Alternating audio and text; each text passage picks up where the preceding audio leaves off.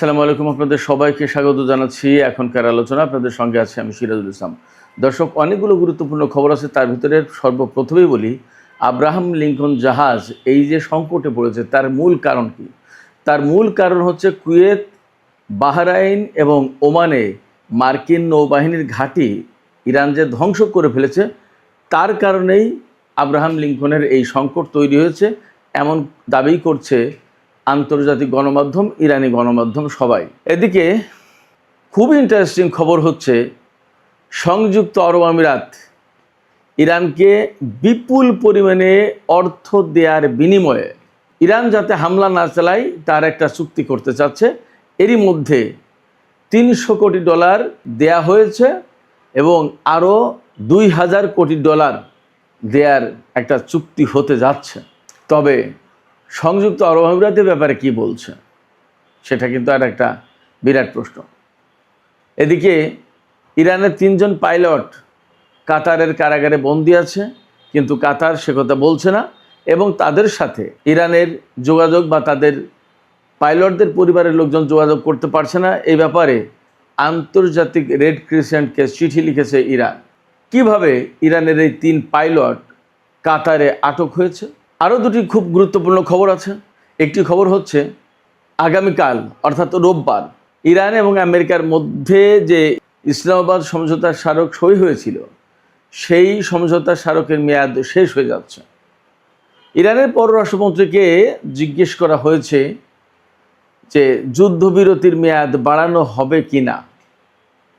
খুব চমৎকার একটা বুদ্ধিদীপ্ত উত্তর তিনি দিয়েছেন।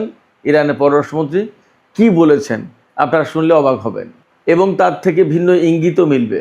এদিকে ইসরায়েলের প্রধানমন্ত্রী বেনিয়ামিন নেতানিয়াহু ব্রিটেনকে যে প্রথম পরমাণু শক্তিধর ইসলামী প্রজাতন্ত্র বলে কটাক্ষ করেছিল সে ব্যাপারে ব্রিটেন কিন্তু রাষ্ট্রীয়ভাবে বক্তব্য দিয়েছে। আপনারা ভাবুন তো কি বলতে পারে ব্রিটেন। সুপ্রিয় দর্শক, এই যে বিষয়গুলো বললাম এই বিষয়গুলো নিয়েই মূলত আজকের ভিডিওতে কথা বলবো। আশা করি ভালো লাগবে আলোচনা, আর ভালো যদি লাগে আলোচনা তাহলে আপনারা লাইক, কমেন্ট, শেয়ার করবেন এবং চ্যানেলটি সাবস্ক্রাইব করে সাথেই থাকবেন। দর্শক, চলুন বিস্তারিত আলোচনা করি। প্রথমেই যে আলোচনা করতে চাই সেটি হচ্ছে, বার্তা সংস্থা রয়টার্স খবর দিয়েছে যে $300 কোটি ইরানকে দিয়েছে সংযুক্ত আরব আমিরাত এবং আরও $2000 কোটি ইরানকে দেবে সংযুক্ত আরব আমিরাত। এত বিপুল পরিমাণ অর্থ কেন দিচ্ছে? এত বিপুল পরিমাণে অর্থ দেওয়ার কারণ হচ্ছে এই যে সংযুক্ত আরব আমিরাত ইরানকে অনুনয় বিনয় করছে, অনুরোধ করছে যে আমরা টাকা দিচ্ছি, আপনাদের সাথে আমাদের একটা চুক্তি হবে, আপনারা সংযুক্ত আরব আমিরাতে আর হামলা করতে পারবেন না। শুধু তাই না, এটা ঘনিষ্ঠতার জন্য, সম্পর্ক বৃদ্ধির জন্য দ্বিপক্ষীয় এমন একটা চুক্তি হবে যার আওতায় 2 দেশ গোয়েন্দা তথ্য বিনিময় করবে, তারপরে আঞ্চলিক সহযোগিতা থেকে শুরু করে অনেক ব্যাপার স্যাপার আছে। এটার সেই খবর দিচ্ছে 4টি সূত্রের বরাত দিয়ে আরও $2000 কোটি দেবে। ইরান কি বলছে এ ব্যাপারে? ইরানের বক্তব্য ঠিক এই রকমভাবে, মানে ইরানের মনোভাবটা এইরকমভাবে তুলে ধরা হয়েছে যে এইরকম বিপুল অঙ্কের টাকা দিলে ইরান সংযুক্ত আরব আমিরাত হামলা হয়তো নাও চালাতে পারে এবং ইরানে তো ব্যাপক ক্ষয়ক্ষতি হয়েছে। এই ক্ষয়ক্ষতির একটা অংশ যদি এইসব জায়গা থেকে উঠে আসে তাহলে মন্দ কি? হলোই তো, প্রতিবেশী দেশই তো। রয়টার্সের এই খবরে আরও দাবি করা হয়েছে, ইরান পারস্য উপসাগরের আরও অন্তত 2টি দেশের সাথে হয়তো এই ধরনের চুক্তি করতে পারে, অর্থাৎ তারাও অর্থ দেবে এবং তাদের সাথে ইরানের চুক্তি থাকবে, অর্থাৎ তারা ইরানের কাছ থেকে এই গ্যারান্টি চাইবে যে ইরান তাদের উপর হামলা করবে না। সংযুক্ত আরব আমিরাত এই খবর অস্বীকার করেছে। তারা বলছে যে না, আমরা এই ধরনের কোনো অর্থ ইরানকে দেইনি এবং এই ধরনের অর্থ দেওয়ার কোনো পরিকল্পনা নেই, এই খবরটা সঠিক খবর নয়। আমি জানি না রয়টার্সের খবর মিথ্যা কিনা, হতেও পারে, অসম্ভব কিছু না, আবার সত্যিও হতে পারে। হয়তো সংযুক্ত আরব আমিরাত এই সময় নানান টেকনিক্যাল কারণে অনেক ব্যাপার আছে, তো আমেরিকার চাপ থাকতে পারে, ইসরায়েলের চাপ থাকতে পারে, ভারতের চাপ থাকতে পারে, বা একটা মান অপমানের ব্যাপার থাকতে পারে, নানান কারণে এই খবরটা হয়তো লুকিয়ে যেতে পারে, গোপন করতে পারে, বাট ভেতরে ভেতরে ইরানের সাথে এমন চুক্তির কথা হতেই পারে, আসতেই পারে। আমি আরও 2-3 দিন আগে এই বিষয়ে একটা ইনফরমেশন পেয়েছিলাম, কিন্তু তখনও কোনো কংক্রিট আলোচনা ছিল না বলে, মেইন স্ট্রিম গণমাধ্যমে ছিল না বলে আমি আলোচনাটা তুলিনি। কিন্তু আজকে খবরটা তুললাম এই কারণে, যেহেতু রয়টার্সে এই খবর প্রকাশ হয়েছে। এবং শুধু সংযুক্ত আরব আমিরাতের কথা না, আরও 2টি দেশের সাথে নাকি ইরানের এই রকম আলোচনা চলছে। এই জন্য আমি খবরটা আজকে ফ্ল্যাশ করলাম। তো এই যে সংযুক্ত আরব আমিরাত ইরানের সাথে চুক্তি করছে, অর্থ দিচ্ছে এবং আরও অর্থ দেবে, বা আরও 2টি দেশ ইরানের সাথে এই ধরনের চুক্তি করবে, তারা কেন চুক্তিটা করছে? এটা হলো একটা বেসিক কোশ্চেন। এটা শুধুমাত্র এই কারণে, আর কিচ্ছু না, শুধুমাত্র এই কারণে ইরান তার সামরিক সক্ষমতা দিয়ে আমেরিকা এবং ইসরায়েলকে মধ্যপ্রাচ্যে মারাত্মক রকমের কোণঠাসা করে ফেলেছে। শুধু কোণঠাসা না, আসলে মধ্যপ্রাচ্যে আমেরিকার ঘাঁটিগুলো এত ভয়াবহভাবে ক্ষতিগ্রস্ত হয়েছে। এই সমস্ত দেশ চোখের সামনে দেখেছে যে আমেরিকার কি বিশাল বিশাল অট্টালিকা, প্রাসাদ, বিশাল বিশাল সামরিক ঘাঁটি, নৌবাহিনীর ঘাঁটি, তাদের গুরুত্বপূর্ণ বিমান, ক্ষেপণাস্ত্র প্রতিরক্ষা, এগুলো চোখের সামনে ধ্বংস হয়ে গেছে। এই সমস্ত দেশের রাজা মহারাজারা দেখেছে নিজেরা চোখের সামনে। দেখার পরে এখন তাদের হয়তো একটা হুঁশ হচ্ছে যে ইরান আসলে মধ্যপ্রাচ্যে কি করতে পারে আর কি করেছে। তারা তো 1 দফা 2 দফা দেখেনি, কয়েক দফাই দেখলো। কীরকম? এই যে 28 ফেব্রুয়ারি যে যুদ্ধ শুরু হলো, সেই যুদ্ধ কিন্তু একটানা 40 দিন চলেছে। সেই সময় ইরানের পাল্টা প্রতিরোধ দেখেছে। এরপরে কিছুদিন যুদ্ধবিরতি থাকলো, আবার আমেরিকা ইরানের উপর হামলা চালালো এবং সেখানে 13-14 দিন টানা যুদ্ধ হলো। এবং এই 13-14 দিনের যুদ্ধে ইরান মারাত্মক রকমের ক্ষতিগ্রস্ত করে দিয়েছে আমেরিকাকে। মধ্যপ্রাচ্যের প্রত্যেকটা ঘাঁটি ভয়ঙ্করভাবে ক্ষতিগ্রস্ত করে দিয়েছে। একেবারে বেছে বেছে চিহ্নিত করে টার্গেটে হামলা চালিয়েছে ইরান। এই ঘটনাগুলো মধ্যপ্রাচ্যের যারা রাজা বাদশাহ শাসক, তারা তো দেখেছে, তারা জানে তাদের অবস্থা কি। এবং শুধু তাই না, ইরান যেখানে ঘোষণা দিয়েছে সেখানে হামলা করেছে এবং সাকসেস। আরব আমিরাতে দুবাই বিমানবন্দরে, তাদের তেল স্থাপনায়, রিফাইনারিতে, অস্ত্র গুদামে, সামরিক ঘাঁটিতে, যেখানে বলেছে সেখানে হামলা চালিয়েছে এবং ভয়াবহ ক্ষতির মুখে পড়েছে। শুধু তাই না, মার্কিন প্রেসিডেন্ট ডোনাল্ড ট্রাম্প ইরানকে কয়েকবার মুছে দিতে চেয়েছে মানচিত্র থেকে। ইরানের সমস্ত ইনফ্রাস্ট্রাকচার সব ধ্বংস করে একদম পাথরের যুগে, প্রস্তর যুগে পাঠিয়ে দেওয়ার কথা বলেছে, কিন্তু একবারও সেই ধরনের হামলা করতে পারেনি বা হামলা চালায়নি। ইরানও বলেছিল কি, এই ধরনের যদি হামলা হয় ইরানের উপরে, ইরান মধ্যপ্রাচ্যের কোনো স্থাপনা, তেল ক্ষেত্র, গ্যাস ক্ষেত্র এবং বিমানবন্দর আস্ত রাখবে না। আমেরিকা এই ভয়ে হামলা চালায়নি এবং মধ্যপ্রাচ্যের কোনো দেশ আমেরিকাকে ইরানের উপর হামলা চালাতে দেয়নি। তারা জানে যে ইরান এই কাজ করবে। এই যে ইরানের সামরিক সক্ষমতা, এই সামরিক সক্ষমতার কারণে আজকে সংযুক্ত আরব আমিরাত বা মধ্যপ্রাচ্যের আরও কোনো দেশ ইরানের সাথে চুক্তি করছে যে ভাই টাকা দিচ্ছি, আমাদেরকে আর হামলা চালায়ও না আমাদের উপরে। ইরান তো রিসেন্টলি বলেছে, আমি গত পরশুদিন যে প্রথম ভিডিওতে বলেছি, ইরানের সর্বোচ্চ নেতা তিনি ঘোষণা করেছেন এই যে IRGCর বা ইরানের সামরিক কাঠামো পুনর্গঠন করা হলো, 6 জন কমান্ডারকে নতুন করে রিশাফল করে নিয়োগ দেওয়া হলো। তারপরই ইরানের সর্বোচ্চ নেতার পক্ষ থেকে বলা হয়েছে, যদি তোমরা মনে করো ইরানের প্রয়োজন এখনও মেটেনি, অর্থাৎ ইরান যতটুকু হামলা করলে তার জন্য সেফ হয় পরিস্থিতি, ততটুকু হামলা হয়তো হয়নি, যদি তোমরা এরকম মনে করো তাহলে তোমরা হামলা চালাও এবং তার প্রস্তুতি নাও, গোয়েন্দা কার্যক্রম জোরদার করো, ইরানের সর্বোচ্চ নেতা বলছে। তার মানে মধ্যপ্রাচ্যে ইরানের পক্ষ থেকে হয়তো আর একটা হামলা আসন্ন। নট অনলি দ্যাট, আমি আপনাদেরকে এখানে বলে রাখি, এমন আলামতও পাওয়া যাচ্ছে ইসরায়েলের উপর ইরান ভয়াবহ রকমের ক্ষেপণাস্ত্র হামলা চালাতে পারে, এমন আলামতও পাওয়া যাচ্ছে। আপনারা এরই মধ্যে জেনেছেন হয়তোবা, আজকেই লেবাননে ভয়াবহ হামলা চালিয়েছে ইসরায়েল এবং আজকের এই হামলায় অন্তত 11 জন নিহত হয়েছে, তার ভিতরে 3টি শিশু রয়েছে। বলা হচ্ছে জুনের যুদ্ধবিরতির পরে এই হামলা সবচেয়ে ভয়াবহ বড় হামলা।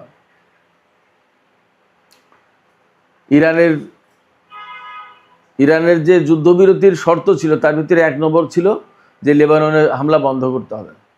সেই লেবাননে যখন হামলা চলছে, গাজায় যখন হামলা চলছে, তখন ইরান কি একেবারেই চুপ থাকবে?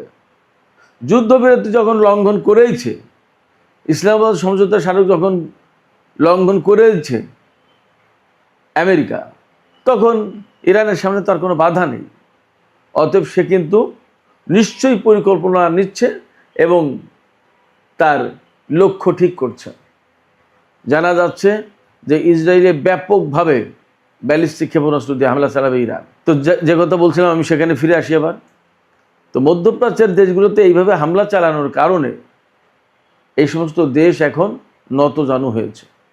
এরই ভেতরে খবর পাওয়া যাচ্ছে যে, আমি আজকের দুপুরের ভিডিওতেই বলেছি, আব্রাহাম লিঙ্কন মার্কিন দ্বিতীয় বৃহত্তম বিমানবাহী রণতরী, তাকে ভারত মহাসাগর থেকে সরিয়ে নেওয়া হচ্ছে এবং সেখানে রিপ্লেস করা হচ্ছে জর্জ ওয়াশিংটন বিমানবাহী রণতরীকে। এই যে আব্রাহাম লিঙ্কনে এই সংকট তৈরি হলো, খাবার নেই, দাবার নেই, বাথরুম নেই, সাবান নেই, শাওয়ারগুলো ছত্রাক পড়ে নষ্ট হয়েছে, আরও বাজে বিভিন্ন রকমের অবস্থা। কম পরিস্থিতি তৈরি হলো তো সেখানে মারামারি খুনোখুনি হয়নি। কেন এই অবস্থা তৈরি হয়েছে আব্রাহাম লিঙ্কনের? আব্রাহাম লিঙ্কনের এই অবস্থা তৈরি হওয়ার পেছনে মূল কারণ সেটা হচ্ছে এই, বাহরাইন, কুয়েত এবং ওমানে মার্কিন যে নৌবাহিনীর ঘাঁটি ছিল, সমস্ত ঘাঁটি একেবারে তছনছ করে দিয়েছে ইরান। এবং আপনারা জানেন যে বাহরাইনে ৫ম নৌবহরের ঘাঁটি ছিল, সেই ঘাঁটি একদম যুদ্ধের প্রথম দিন থেকেই হামলার মুখে এবং শেষ পর্যন্ত সবসময় বাহরাইনে হামলা চালিয়েছে ইরান। অনেকে আমার কাছে প্রশ্ন করেছে, ভাই ঘাঁটি তো ধ্বংস করে দিয়েছে, তারপর আবার কি হামলা চালাই? ভাই, একটা ঘাঁটিতে তো আর একটা দুটো বিল্ডিং থাকে না, বহু বিল্ডিং থাকে, বহু কিছু থাকে, সব তো আর একসাথে শেষ হয়ে যায় না। অনেক কিছু তো লোহা লকড়ের অনেক ব্যাপার স্যাপার আছে। সে আবার যুদ্ধবিরতি গেছে, মাঝে অনেকগুলো ঠিকঠাক করার চেষ্টা করেছে, অনেক কিছু। এইগুলো একদম ইরান চেয়েছে যে একদম কমপ্লিটলি শেষ হতে, যাতে আর কোনোদিন এটা ব্যবহার করতে না পারে, এইরকম করে দিতে। তার একটা ধ্বংসস্তূপে পরিণত করার পরে সেই ধ্বংসস্তূপ আবার ধ্বংস করার চেষ্টা করেছে ইরান। এই রকমের মার্কিন নৌবাহিনীর ঘাঁটিগুলোতে হামলার পরে এই সমস্ত জায়গা থেকে লজিস্টিক সাপোর্ট, খাদ্য, খাবার, এই সমস্ত কোনো কিছু আর যেতে পারেনি। এই যে আব্রাহাম লিঙ্কনের যে সমস্ত নাবিকরা, সেই নাবিকরা কয়েক মাস ধরে নাকি দুধের মুখ চোখে দেখে না, অর্থাৎ দুধ খেতে পারেনি। ভাবতে পারেন, সামরিক বাহিনীর লোকজন দুধ পায়নি। এইরকম পরিস্থিতি তৈরি হচ্ছে। এখান থেকে প্রত্যাহারও করতে পারছে না, আবার এই সমস্ত যোগানও দিতে পারছে না।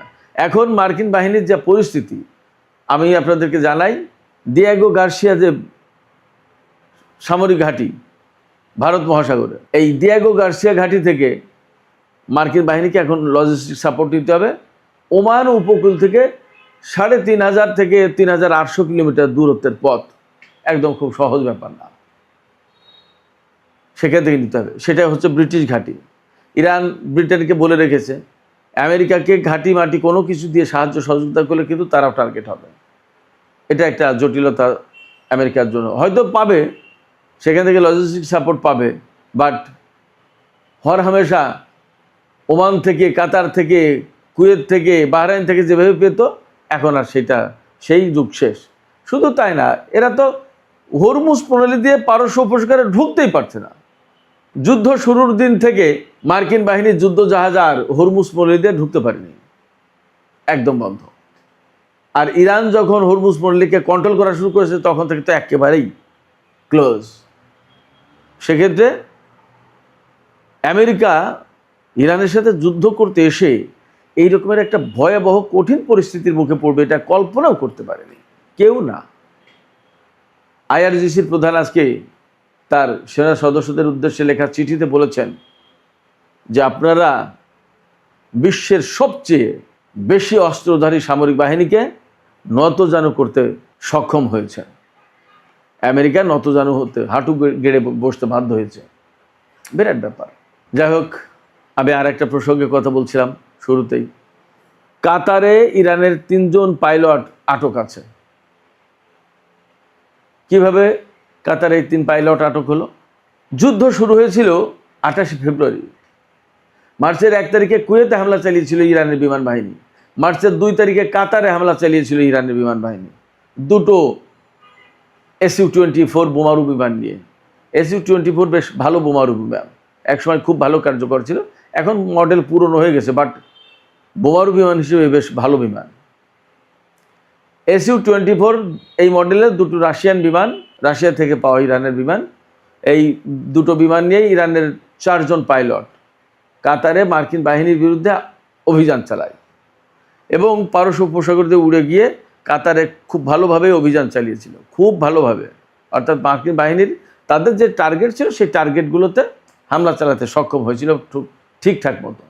হামলা চালিয়ে ফিরে আসার পথে বলা হচ্ছে কাতারের সামরিক বাহিনীর প্রতিরক্ষা বিমান, আকাশ প্রতিরক্ষা ব্যবস্থা দিয়ে বিমান দুটোতে আঘাত করা হয় এবং দুটি বিমানই বিধ্বস্ত হয় এবং 1 জন পাইলট নিহত হন আর 3 জন পাইলটকে কাতার আটক করেছে। এর আগে বলা হয়েছিল এই সমস্ত পাইলট সব মারা গেছে, 1 জন পাইলটের লাশ ইরানে গেছে আর 3 জন পাইলটের লাশ দেয়নি। কিন্তু এখন খবর জানা যাচ্ছে যে এই 3 পাইলট কাতারের কারাগারে আটক আছে, কাতার ইরানকে দেয়নি। আমি নিশ্চিত কাতারের সাথে ইরানের যে সম্পর্ক তাতে দিয়ে দেওয়ার কথা, এখানে আমেরিকায় হয়তো বাধা দিচ্ছে, যার কারণে কাতার হয়তো ইরানের কাছে হ্যান্ড ওভার করতে পারছে না 3 পাইলটকে। ইরান এই জন্য আজকে আন্তর্জাতিক রেড ক্রস সংস্থা, যেটা সেই সংস্থার প্রধানকে চিঠি লিখেছে এবং বলেছে যে আমাদের এই 3 পাইলটকে আমাদের কাছে ফেরত দেওয়া হোক, অন্ততপক্ষে তাদের পরিবার পরিজনের সাথে যোগাযোগ করার ব্যবস্থা করা হোক এবং জেনেভা কনভেনশন অনুযায়ী তাদের যে যুদ্ধবন্দী হিসেবে তাদের সাথে যে ব্যবহার করার কথা, তাদের যে ট্রিটমেন্ট দেওয়ার কথা, তাদের যে সমস্ত অধিকার থাকার কথা, অধিকার দেওয়ার কথা, সেগুলো দেয়া হোক। কিন্তু সেগুলো দেওয়া হচ্ছে না। এমনকি তারা যদি মারাত্মক রকমের আহত হয়ে থাকে তাহলে তাদের চিকিৎসার জন্য প্রয়োজনে আমাদের কাছে হস্তান্তর করা হোক। এগুলো কিন্তু হতেই পারে, দেখা যাক এখন কি হয়। বাট ইরানের 3 পাইলট কাতারে আটক আছে এবং তারা জীবিত আছে, এতটুকু জানা গেল, বোঝা গেল। আজ না হোক কাল, কাল না হোক পরশু তারা হয়তো মুক্তি পাবে। সুপ্রিয় দর্শক, আলোচনা শেষের পর্যায়ে, এখন দুটো ছোট ছোট বিষয় নিয়ে আলোচনা করে শেষ করব। একটা হচ্ছে আব্বাস আরাকচিকে জিজ্ঞেস করা হয়েছে, সাংবাদিকরা জিজ্ঞেস করেছেন যে ইসলামাবাদ সমঝোতার স্মারক সই হয়েছিল 17 জুন, এখন এর মেয়াদ তো শেষ হয়ে যাবে রোববার 16 আগস্ট, 60 দিনের মেয়াদ ছিল, এখন কি যুদ্ধবিরতির মেয়াদ বাড়াবেন? তখন আসলে আব্বাস আরাকচি খুব জিনিয়াস, টপ ডিপ্লোম্যাট ইরানের, তিনি বলেছেন যে এই যে ইসলামাবাদ সমঝোতার স্মারক, এতে তো যুদ্ধবিরতির কথা নেই, এতে ছিল যুদ্ধ অবসানের কথা। এই সমঝোতার স্মারক সই করার মধ্য দিয়ে যুদ্ধের অবসান অর্থাৎ যুদ্ধের সমাপ্তি ঘোষণা করা হয়েছে। তা যুদ্ধের সমাপ্তি যখন ঘোষণা করা হয় তখন তার মেয়াদ বাড়ানোর সুযোগ থাকে কোথায়? এ তো যুদ্ধবিরতি ছিল না যে আমরা মেয়াদ বাড়াবো, এটা যুদ্ধের অবসান ঘটানোর কথা ছিল। যুদ্ধের অবসান ঘটানোর কথা বলে আমেরিকা আবার যুদ্ধ শুরু করেছে, তার মানে তারা এই সমঝোতার স্মারক লঙ্ঘন করেছে। এখন তাদেরকে যুদ্ধবিরতি না, যুদ্ধ অবসান ঘটাতে হবে এবং এই সমঝোতা আবার ফিরে আসতে হবে। এটাই হলো পথ, যুদ্ধবিরতির মেয়াদ বাড়ানোর কোনো সুযোগ নেই, পথ নেই। ব্যাপারটা যদি তাই হয় তাহলে কিন্তু এখানে একটা ভালো ইঙ্গিত আছে। তার মানে হচ্ছে ইরান যুদ্ধবিরতি চায় না, যুদ্ধবিরতি আর বাড়াবে না। এর মানে হচ্ছে ইরান যে কোনো সময় মধ্যপ্রাচ্যে মার্কিন বাহিনীর উপর হামলা চালাতে পারে, এমনকি ইসরায়েলের উপর হামলা চালাতে পারে। আমি যে কথা একটু আগে বলেছি, ইরান ভেতরে ভেতরে এরকম প্রস্তুতি নিচ্ছে বলা হচ্ছে এবং ইরানের সর্বোচ্চ নেতা তো বলেছেনই যে তোমাদের যদি প্রয়োজন না মিটে থাকে তাহলে আবার হামলার জন্য প্রস্তুতি নাও, হামলা চালাও। সামরিক বাহিনীকে স্বাধীনতা দিয়েছেন ইরানের সর্বোচ্চ নেতা। অতএব মনে করা হচ্ছে, ধারণা করা হচ্ছে মধ্যপ্রাচ্যে বড় রকমের অভিযান চালাতে পারে ইরান। এদিকে ইসরায়েলের প্রধানমন্ত্রী বেনিয়ামিন নেতানিয়াহু গতকাল ব্রিটেনকে যে প্রথম পরমাণু শক্তিধর ইসলামী প্রজাতন্ত্র বলে কটাক্ষ করেছিলেন, ব্যঙ্গ করেছিলেন, তার জবাব দিয়েছে ব্রিটিশ সরকার। তারা বলেছে নেতানিয়াহুর এই বক্তব্য কোনোভাবেই গ্রহণযোগ্য হতে পারে না। এই বিষয়টা আনুষ্ঠানিকভাবে ইসরায়েল সরকারের কাছে তুলেছে তারা। নেতানিয়াহুর এই বক্তব্যের ভেতর দিয়ে মোটামুটিভাবে ধারণা করা হচ্ছে যে ব্রিটেনের সাথে ইসরায়েলের সম্পর্কের খানিকটা অবনতি ঘটল। কথা ঠিক যে আরও 10 বছর আগে ব্রিটেনের সাথে ইসরায়েলের যে সম্পর্ক ছিল, আজকের দিনে কিন্তু ব্রিটেনের সাথে ইসরায়েলের সেই রকম সম্পর্ক নেই, চেঞ্জ হচ্ছে। এবং আরও অনেক বেশি চেঞ্জ হবে এটা বলা যাচ্ছে। ব্রিটেনের যে মাইগ্রেশন, মুসলিম জনসংখ্যা বৃদ্ধি পাওয়া, মুসলমানদের হাতে বিভিন্ন পর্যায়ে ক্ষমতা যাওয়া এবং ব্রিটেনে প্রচুর পরিমাণে ইহুদি বিরোধী মনোভাব তৈরি, সমস্ত সব কিছু মিলে আমরা মনে হয় খুব বেশি দিন লাগবে না দেখতে পারবো ব্রিটেনের সাথে ইসরায়েলের সেই সম্পর্ক আর নেই। অথচ এই ব্রিটেন কিন্তু ইসরায়েলকে প্রতিষ্ঠার প্রধান নায়ক। সুপ্রিয় দর্শক, এখনকার আলোচনা এখানে শেষ করতে চাইছি। আলোচনা শেষের আগে আপনাদের মতামত জানতে চাই যে এই যে সংযুক্ত আরব আমিরাত এবং আরও কোনো কোনো মধ্যপ্রাচ্যের দেশ ইরানের সাথে অর্থের বিনিময়ে সম্পর্ক ঠিকঠাক করতে চাইছে এবং ইরান যা তার হামলা না চালায় তার একটা ব্যবস্থা করতে চাইছে। যদিও আরব আমিরাত এই বক্তব্য অস্বীকার করছে, কিন্তু আপনাদের কাছে কি মনে হয় যে এই ঘটনা সত্য হতে পারে এবং আসলে কি তারা অর্থ দিয়ে ইরানের পক্ষ থেকে হামলা বন্ধ করতে পারবে? কি মনে হয়, নাকি ইরান প্রতিশোধ নেবেই? আপনাদের মতামত জানিয়ে কমেন্টে লিখতে পারেন। আর ভিডিও ভালো লাগলে লাইক, কমেন্ট, শেয়ার করবেন এবং চ্যানেলটি সাবস্ক্রাইব করে সাথে থাকবেন।